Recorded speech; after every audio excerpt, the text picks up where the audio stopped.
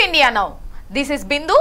Details చూస్తే శివాజీ మహారాజ్ పట్టాభిషేక మహోత్సవం సందర్భంగా నిర్మల్ జిల్లా కేంద్రంలోని శివాజీ విగ్రహానికి బీజేఎల్పీ నేత ఏలేటి మహేశ్వర్ రెడ్డి పూలమాల వేసి నివాళులు అర్పించారు.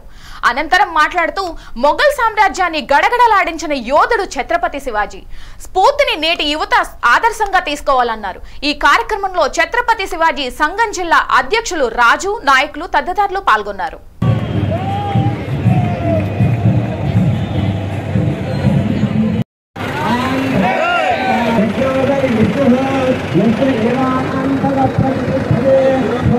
యావత్ భారతదేశంలో మొఘల్ సామ్రాజ్యాన్ని గడగడలాడించి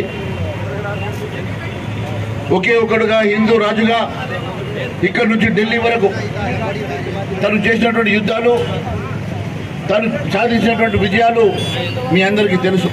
అలాంటి గొప్ప నాయకుడు భారతదేశంలో పుట్టి ఆ రోజు మనను ఆక్రమించుకున్నటువంటి మొఘల్ సామ్రాజ్యాన్ని గడగడలాడించి హిందూ రాజుగా పేరొందినటువంటి మహనీయుడు మరి ఛత్రపతి శివాజీ గారు ఈరోజు మనము గుర్తు చేసుకుంటా ఉన్నాం.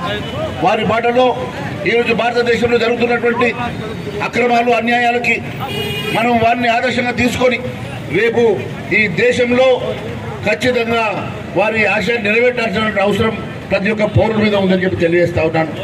ఈరోజు ఇప్పుడే మిత్రులు చెప్పినట్టుగా చాలా రకాల అరాచకాలు జరుగుతున్నప్పటికీ కూడా సహనం అనేది హిందూ ధర్మంలో పుట్టుకతో ఉంది కాబట్టి మరి అందరూ కూడా ఎంతో సహనంగా మనం ఉంటున్నాం. కానీ కొన్నిసార్లు మరి ఇలాంటి అంశాలు వచ్చినప్పుడు ఖచ్చితంగా మనము జాగ్రత్తగా ఉండాల్సిన అవసరం ఉందని చెప్పి తెలియజేస్తా ఉన్నాను.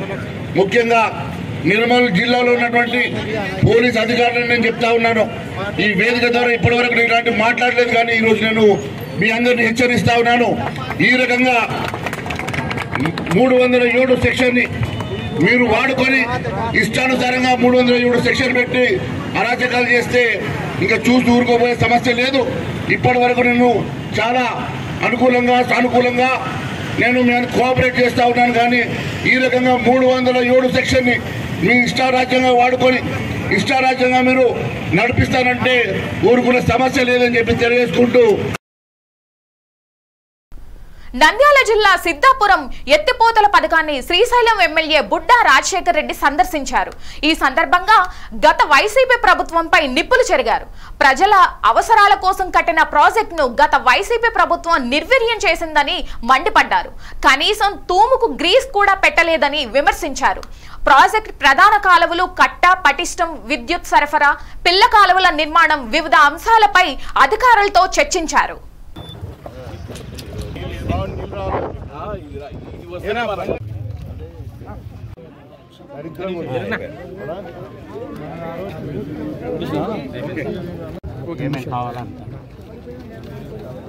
సిద్ధాపురం కూడా ఇచ్చింది.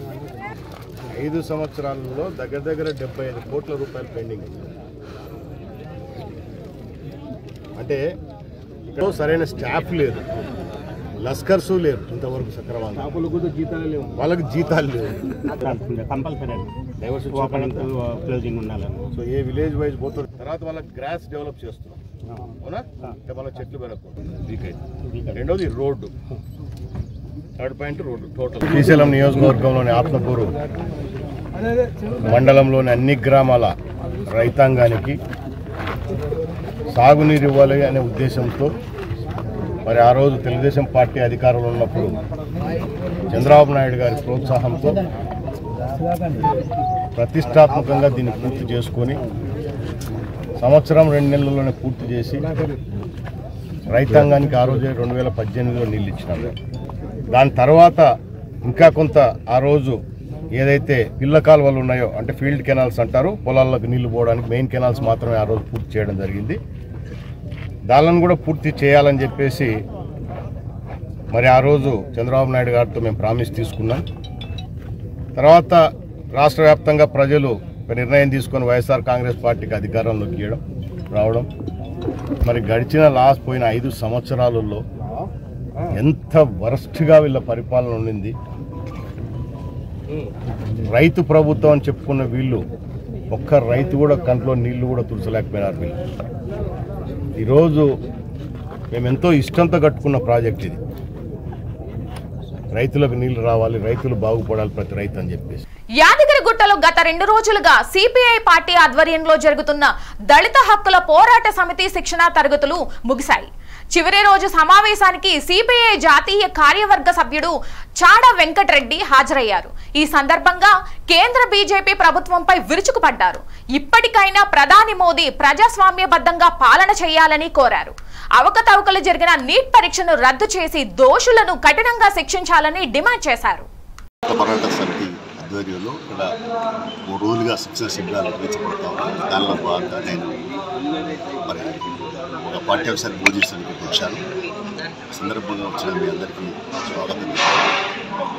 మోడీ ప్రభుత్వం 3వసారి అధికారంలోకి వచ్చింది.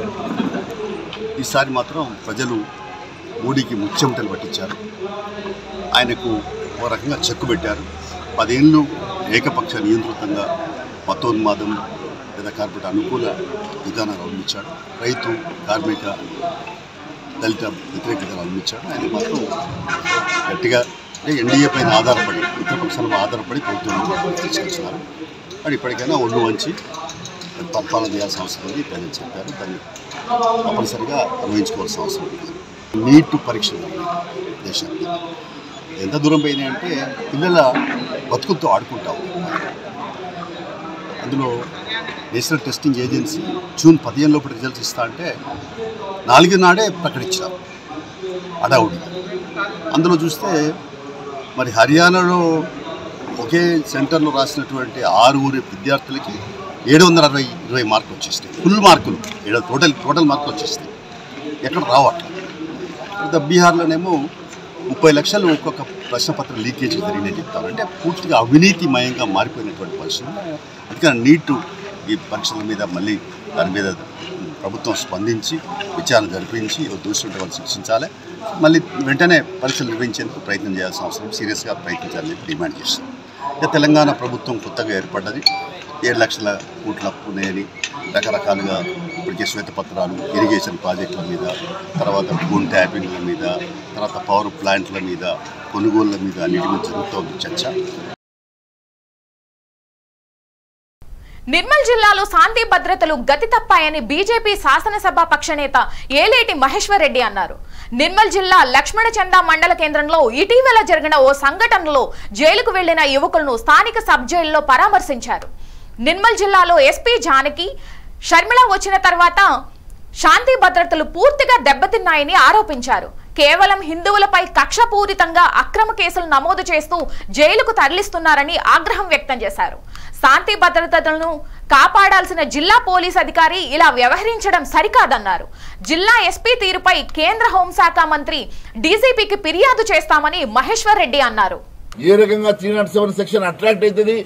మరి నిజంగా ఈమె గ్రూప్ 1 ఆఫీసర్గా చదువుకొని రిక్రూట్ అయిందా, లేకుంటే పైరవీలు చేసి రిక్రూట్ అయిందా మాకు అర్థమైతే లేదు.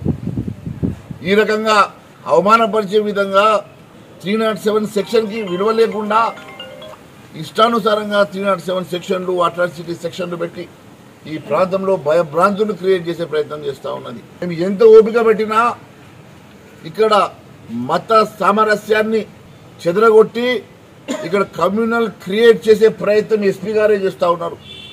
నిన్న జరిగిన ఇన్సిడెంట్లో అమ్మాయిని టీజ్ చేసినటువంటి మైనారిటీ ముస్లిం పిల్లలైనప్పటికీ కూడా మేము దాన్ని హిందూ ముస్లిం గొడవ వద్దని చెప్పేసి సామరస్య పరిష్కారణ కోసం ఒక దాన్ని లా అండ్ ఆర్డర్ ఇష్యూగానే మేము దాన్ని ప్రయత్నం చేస్తే ఈరోజు ఆ అంశాన్ని మీరు కావాలని రెచ్చగొట్టే విధంగా ఏ గొడవనైతే ఆపే ప్రయత్నం చేసినటువంటి మా హిందూ అబ్బాయిలిద్దరిని ఈరోజు అరెస్ట్ చేసి రిమాండ్ చేసి రాత్రి 1 గంటకు రిమాండ్ చేసిన చరిత్ర ఉన్నటువంటి ఎస్పీ గారు, మీ చరిత్ర మేము ఒకసారి ఖచ్చితంగా మీ గత చరిత్రను ఒకసారి మేము మీరు చేసినటువంటి ఉద్యోగంలో చేసినటువంటి గతంలో ఎక్కడెక్కడ పనిచేశారు, ఎక్కడెక్కడ మీరు ఏ రకంగా మీరు అవినీతికి పాల్పడ్డారో అవన్నీ అంశాలు మరి మేము కూడా వెలికి తీయాల్సినటువంటి అవసరం ఉంటుంది. ముఖ్యంగా హిందూ వర్గానికి సంబంధించినటువంటి వారిని కక్ష సాధింపుగా మీరు ఈ రకంగా సెక్షన్లు పెట్టి వేధించే ప్రయత్నం చేస్తే ఖబర్దార్ ఊరుకునే సమస్య లేదు. ఎట్టి పరిస్థితిలో మేము దీనికి ఖచ్చితంగా మీ హయ్యర్ అఫీషియల్స్తో మాట్లాడాల్సి ఉంటుంది. మేము ఈ అంశం మీద ఖచ్చితంగా మరి ఎంక్వైరీ కమిటీ చేసే వరకు మేము గొడవ చేయాల్సి ఉంటుందని చెప్పి నేను తెలియజేస్తూ, సూర్యాపేట జిల్లా హుజూర్ నగర్ లో మాజీ మున్సిపల్ చైర్మన్ దొంతగాని శ్రీనివాస్ గౌడ ఆధ్వర్యంలో మంత్రి ఉత్తమ్ కుమార్ రెడ్డి జన్మదిన వేడుకలు ఘనంగా జరిగాయి. ముందుగా ముత్యాలమ్మ గుడిలో ప్రత్యేక పూజలు నిర్వహించి సుమారు 2000 మందికి అన్నదాన కార్యక్రమం నిర్వహించారు. ఈ కార్యక్రమంలో మున్సిపల్ ఐఎన్డీయూసీ అధ్యక్షుడు నాగన్న గౌడ్, కాంగ్రెస్ నాయకులు, కార్యకర్తలు పాల్గొన్నారు.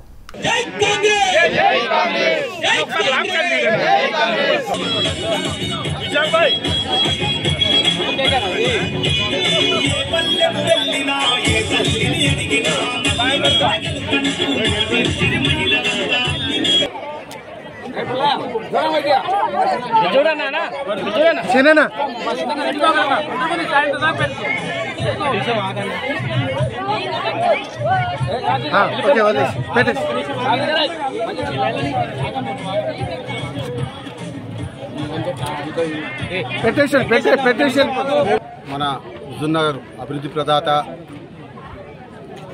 కెప్టెన్ ఉత్తమ్ కుమార్ రెడ్డి గారు 62వ జన్మదిన వేడుకల్ని ఈరోజు హుజూర్నగర్ మున్సిపాలిటీ పరిధిలో కాన్స్టిట్యున్సీ లెవెల్లో భారీ ఎత్తున నిర్వహించడం జరిగింది.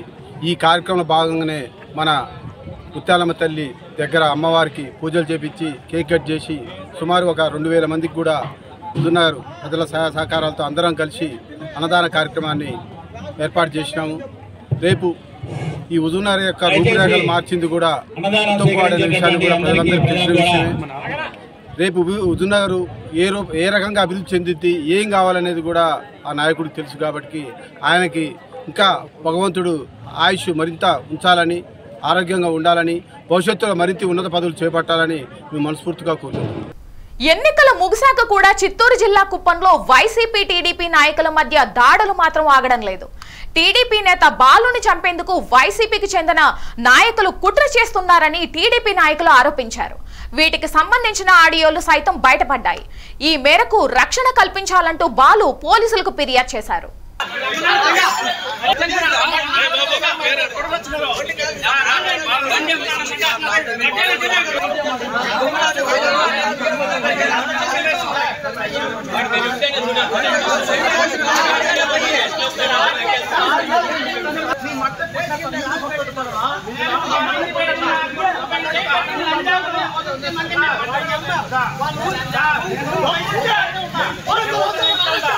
నేను ఒక్కడిగా ఇస్తా ఉన్నా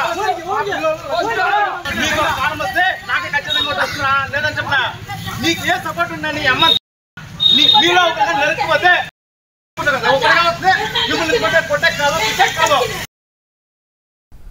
గత ప్రభుత్వంలో వైసీపీ నేతల మాటలు విని మోసపోయాం, మళ్లీ మాకు ఉద్యోగాలు ఇప్పించండి అంటూ రాజీనామా చేసిన వాలంటీర్లు మచిలీపట్నం మున్సిపల్ కార్యాలయం ముందు నిరసన తెలిపారు.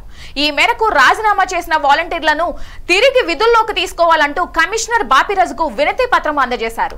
వాలంటీర్ల నుండి అందిన వినతి పత్రాన్ని ప్రభుత్వానికి అందించి ప్రభుత్వ ఆదేశాల మేరకు నిర్ణయం తీసుకుంటామని తెలిపారు. చేసేసాం. మాకు ముందే ఇన్ఫర్మేషన్ రాలేదు. అది ఆ ఇన్ఫర్మేషన్ చెప్పక ముందే మా కార్పొరేటర్లు మాతో రాజీనామా చేయించేసి ప్రభుత్వాలు ఏదో వస్తుందనేది తెలియదు కదండి. మేము ముందు నుంచే ఒక లెటర్ సచివాలయంలో రాసి అట్టి పెట్టాం. మళ్ళీ ఇంకో రోజు మళ్ళీ చేయించి ఇక్కడ మున్సిపల్ ఆఫీస్ లో ఇప్పించారు. నేను రాజీనామా చేశానని చెప్పేసి అందరూ అన్నారు. నేను రాజీనామా అయితే చేయలేదండి. విజయవాడ మా పెద్దమ్మ గారు చనిపోతే ఆ రోజున నేను అటు వెళ్లాల్సి వచ్చింది. అయినా సరే ఆ రోజున నాకు తెలియకుండా నా యొక్క ఇది రాజీనామా లెటర్ అనేది సార్కి కమిషనర్కి ఇవ్వడం జరిగింది. అప్పుడు నేను అడిగిన తర్వాత నేను లేను కదా, నాది ఎట్టా ఇచ్చారని అడిగితే లేదు అందరితో పాటు మీది ఇచ్చేసాను అని చెప్పేసి అన్నారు. సరేలే ఎందుకు వచ్చింది మళ్ళీ గొడవ చేస్తాం మళ్ళీ ఏమైనా చేస్తారని చెప్పే భయంతో నేను ఇప్పుడు దాకా ఏం మాట్లాడలేదండి. అది తెలియదండి. మామూలుగా అందరినీ అడిగితే నా రాజీనామా కూడా యాక్సెప్ట్ అయిపోయిందని చెప్పేసి అడ్మిన్ గారు కూడా అన్నారు. 4 కార్మిక వ్యతిరేక లేబర్ కోడ్ను అమలు చేయబోమని అసెంబ్లీ తీర్మానం చేయాలని ఐఎఫ్టియు సంఘం నాయకులు మహబూబాబాద్ కలెక్టరేట్ ముందు నిరసన తెలిపారు. ఈ సందర్భంగా ఐఎఫ్టియు జిల్లా నాయకులు మాట్లాడారు. కార్మిక వ్యతిరేక లేబర్ కోడ్లను అమలు చేస్తే పోరాటం తప్పదని హెచ్చరించారు. కార్మికులు ఎదుర్కొంటున్న అనేక సమస్యలను వెంటనే పరిష్కరించాలని ప్రభుత్వాన్ని డిమాండ్ చేశారు. 4 లేబర్ కోడ్లను రద్దు చేయాలని మోడీ ప్రభుత్వం వాటిని అమలు చేయకూడదని చెప్పేసి డిమాండ్ చేస్తూ, అదేవిధంగా తెలంగాణలో ఉన్నటువంటి కొత్తగా ఏర్పడినటువంటి కాంగ్రెస్ ప్రభుత్వం, రేవంత్ రెడ్డి ప్రభుత్వం కూడా ఈ 4 లేబర్ల కోడ్లను అమలు చేయబోమని చెప్పేసి తీర్మానం చేయాలని చెప్పేసి భారత కార్మిక సంఘాల సమైక్య ఐఎఫ్టీ తరఫున మేము డిమాండ్ చేస్తున్నాం. అవుట్సోర్సింగ్ కాంట్రాక్ట్ ఉద్యోగులను రెగ్యులరైజ్ చేస్తామని చేసి ఇచ్చినటువంటి హామీ ఏదైతే ఉన్నదో అవుట్సోర్సింగ్ కాంట్రాక్ట్ ఉద్యోగులను వెంటనే రెగ్యులరైజ్ చేయాలని చెప్పేసి, అదేవిధంగా అమాలి ఆ మోటార్ ఆటో రంగానికి సంబంధించినటువంటి సంక్షేమ బోర్డు ఏర్పాటు చేయాలని చెప్పేసి, గుర్తింపు కార్డులు ఇవ్వాలని చెప్పేసి ఇవాళ భారత కార్మిక సంఘాల సమైక్య తరఫున మేము డిమాండ్ చేస్తున్నాం. ఇవాళ భవన నిర్మాణ రంగంలో పనిచేస్తున్నటువంటి కార్మికులు ఎవరైతే ఉన్నారో ప్రమాదవశాత్తు జారి పడితే, దెబ్బ తగిలితే మాత్రం, చనిపోతే మాత్రం వాళ్ళకి 20 లక్షల రూపాయలు ఎక్స్గ్రేస్ ఇవ్వాలని చెప్పేసి, అదేవిధంగా సహజ మరణం అయితే 10 లక్షల రూపాయలు ఎక్స్గ్రేస్ సహజ మరణం రూపాయలు ఇవ్వాలని చెప్పేసి ఈ సందర్భంగా ప్రభుత్వాన్ని మేము డిమాండ్ చేస్తున్నాం. నీట్ పరీక్షను మళ్లీ నిర్వహించి విద్యార్థులకు న్యాయం చేయాలని, పేపర్ లీకేజీ అంశంలో ఎన్టీఏ ఉన్నతాధికారుల పాత్రపై కూడా సుప్రీంకోర్టు జడ్జితో విచారణ జరిపించాలని సిపిఎం నాయకులు డిమాండ్ చేశారు. నిర్మల్ జిల్లా కేంద్రంలో సిపిఎం ఆధ్వర్యంలో నిరసన తెలిపారు. పరీక్షలు నిర్వహించే బాధ్యత నుండి ఎన్టీఏను తప్పించి ప్రతి రాష్ట్రం తమకు తామే పరీక్షను నిర్వహించుకునే అవకాశం ఇవ్వాలని డిమాండ్ చేశారు. ఈ కార్యక్రమంలో సిపిఎం జిల్లా కార్యదర్శి వర్గ సభ్యులు దుర్గం నూతన్ కుమార్, జిల్లా కమిటీ సభ్యులు పాల్గొన్నారు. మొన్న జరిగినటువంటి పేపర్ లీకేజీకి సంబంధించి విద్యార్థులు తీవ్రంగా నష్టపోయారు. దీనిపై సుప్రీంకోర్టు జడ్జితో విచారణ జరిపించాలని, ఈ నీట్ పరీక్షను వెంటనే రద్దు చేసి రాష్ట్ర ప్రభుత్వాలు నిర్వహించే విధంగా రాష్ట్ర ప్రభుత్వాలకు అప్పచెప్పాలని చెప్పి భారత కమ్యూనిస్ట్ పార్టీ మార్క్సిస్టు డిమాండ్ చేస్తూ ఈరోజు దేశవ్యాప్తంగా నిరసన కార్యక్రమాలకు పిలుపునివ్వడం జరిగింది. అందులో భాగంగా ఈరోజు నిర్మల్ జిల్లా కేంద్రంలో నిరసన కార్యక్రమాన్ని చేపట్టడం జరిగింది. బీజేపీ సర్కారు అధికారంలోకి వచ్చిన తర్వాత ఇప్పటికే అనేక సంస్థలలో అనేక అవకతవకలు జరిగాయి. ఒకవైపు ప్రజల ఉసురు పోసుకునేటటువంటి నరేంద్ర మోడీ సర్కారు చాలా విషయాలలో, రైతుల విషయాలలో క్షమాపణ చెప్పినట్టుగా తప్పు చేయడం, క్షమాపణ చెప్పడం కామన్ అయిపోయింది. ఈ నీట్ పరీక్షను వెంటనే రద్దు చేసి ఆయా రాష్ట్ర ప్రభుత్వాలు నిర్వహించుకునే విధంగా వారి నిర్వహణ వాళ్ళకే అప్పచెప్పాలని చెప్పి మేము డిమాండ్ చేస్తా ఉన్నాం. 19 సంవత్సరాల లోపు పిల్లలకు తప్పనిసరి నులిపురుగుల నివారణ మాత్రలు వేయించాలని నిర్మల్ జిల్లా వైద్య ఆరోగ్య శాఖ అధికారి డాక్టర్ ధనరాజ్ అన్నారు. సోఫీనగర్లోని గురుకుల పాఠశాల కళాశాలలో విద్యార్థులకు నులిపురుగుల నివారణ మాత్రలు అందజేశారు. ఈ సందర్భంగా మాట్లాడుతూ ఈ మాత్రల వల్ల కలిగే ఉపయోగాలను విద్యార్థులకు వివరించారు. వ్యక్తిగత పరిశుభ్రత చాలా ముఖ్యమని, భోజనానికి ముందు విద్యార్థులంతా తప్పకుండా తమ చేతులను శుభ్రపరచుకోవాలన్నారు. ఈ కార్యక్రమంలో DEO Ravinder Reddy, deputy DMHO Rajender, principal Gangashankar, ఇతర అధికారులు, సిబ్బందులు పాల్గొన్నారు.